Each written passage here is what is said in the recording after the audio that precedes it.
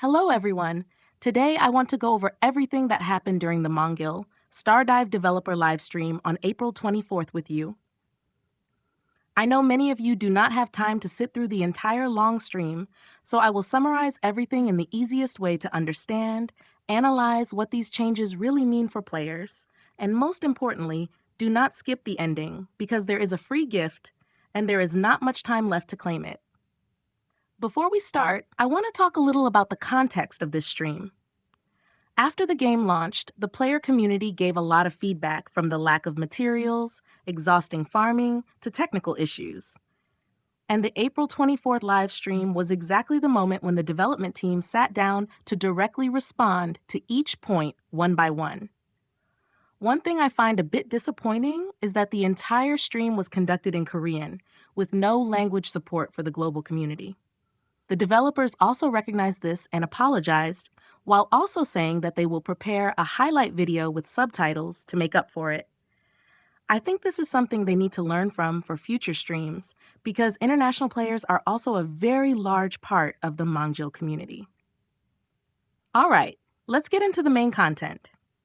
The first thing, and also the issue that almost everyone is complaining about, is the lack of power-up materials, keys, and tickets. Honestly, I felt this myself while playing. Just when you are excited to upgrade a character, you get blocked because of missing materials, and that feeling is quite frustrating. The response from the developers is that they have already sent support through operational mail and organized a bonus time event so players can farm more within a short period. I think this is a quick and practical response, not the kind of vague promise that gets left there. However, they also clearly said that they will continue monitoring it for further adjustments, which means there is still no clear long-term solution announced yet. This is something I will keep watching over the next few weeks, because if it only stops at support mail and temporary events without any fundamental design changes, then this issue will definitely come back. The second point, which I think is one of the most meaningful changes in this patch, is the way to obtain Premium Salmon Puree in the Dimensional Rift. Previously, Puree dropped randomly from the reward chest after each Rift run, which means you could finish a run and only get 1 or 2 pieces, or sometimes nothing at all. That randomness was really exhausting when you needed to farm enough to upgrade your equipment. After the April 23rd patch, they completely changed it. Puree no longer drops randomly and has been changed into a fixed reward. Every Rift run now gives you exactly 6 pieces, and those 6 pieces are the maximum amount that you could previously only hope for if you were lucky. I really like this change because it completely removes RNG from an important reward, allowing you to calculate exactly how many runs you need to reach your goal. In addition, to celebrate the livestream, they are also giving out free puree for a limited time, so make sure to claim it. Next is Monsterling, and there is quite a lot to talk about in this section. I think the Monsterling system is one of the most unique and interesting parts of Mongil, but previously it also caused quite a lot of inconvenience. The biggest issue was that Monsterlings were divided into 3 separate stat types: ATK, DEF, and HP. That means if you caught one with an excellent trait, but it belonged to the DF or HP type, it was almost useless for most DPS teams. Very wasteful. After the April 23rd patch, they removed that distinction and changed all Monsterlings to the ATK type. It may sound small, but the impact is actually quite significant, because now almost every Monsterling you catch has the potential to be useful, and you no longer need to worry about catching the wrong type. Besides that, the Monsterling catch rate in the Dimensional Rift has also been increased, and the Monsterling salvage feature has been added to solve the full inventory issue. A full inventory is a classic pain in every gacha game, and I am very happy to see that they addressed it early. The Eldorado Guardian has also been adjusted to a 100% catch rate, and its base grade has been increased as well. This is great news for those who need this one for their team composition. In addition, they are also preparing an option grade filter for Monsterlings and an auto-lock feature for 5-star traits or prime grade. These 2 features are not available immediately yet, but they are already on the roadmap. I am especially looking forward to the auto-lock feature because I am sure many of you have had the painful experience of accidentally losing a good trait before. Once there is a specific date, I will update you further. As for equipment and Conquest, this is also a point that received a lot of complaints from the community.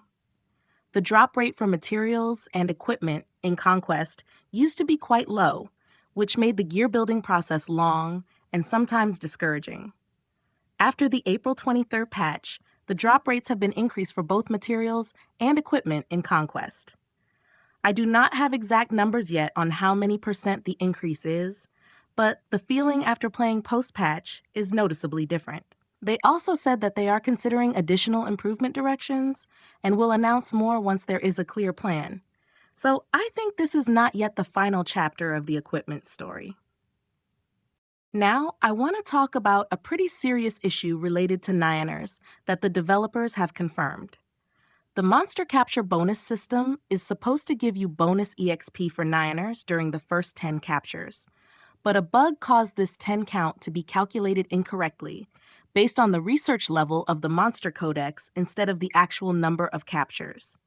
As a result, many players did not receive the EXP they were supposed to get. The developers confirmed that they will fix the system, and more importantly, the missing EXP will be compensated based on each player's progress. I think this deserves recognition because not every developer actively compensates players for losses caused by system errors.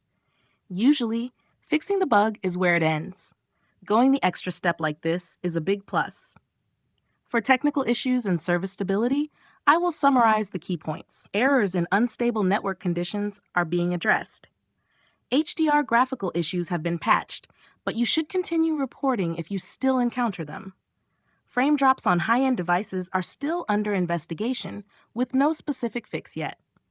As for gamepad and controller issues, the root cause has been identified and will be fixed in the next update.